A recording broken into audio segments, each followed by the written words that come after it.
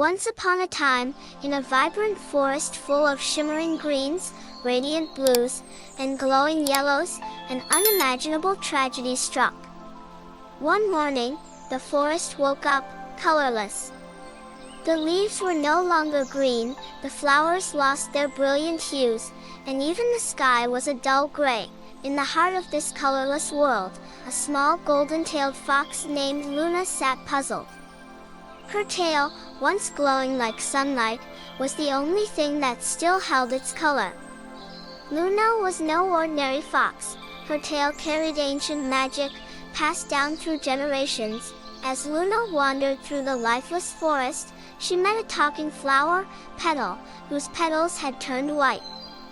"The colors, they've been stolen," whispered Petal, trembling.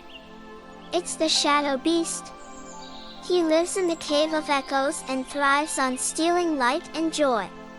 Determined to save her home, Luna set off on a journey to the Cave of Echoes. Along the way, she encountered a hilarious, jumpy frog named Blinky, who loved riddles, and a wise old owl named Elder Hoot, who provided cryptic clues. "Beware," warned Elder Hoot, "the shadow beast cannot be defeated by force. Only bravery and cleverness can outwit him."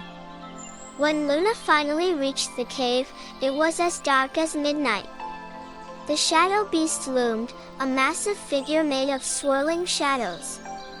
"Why have you come here, little fox?" it growled, its voice like thunder. Luna, despite her fear, stood tall. "I have come to bring back the colors you've stolen." The beast chuckled darkly. "If you want the colors, solve my riddle. I fly without wings, I cry without eyes. Whenever I go, darkness flies. What am I?"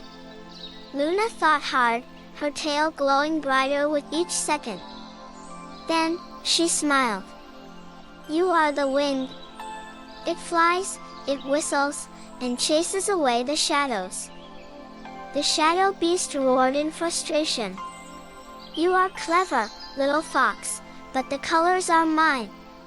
It lunged toward her, but Luna twirled her golden tail, creating a burst of radiant light.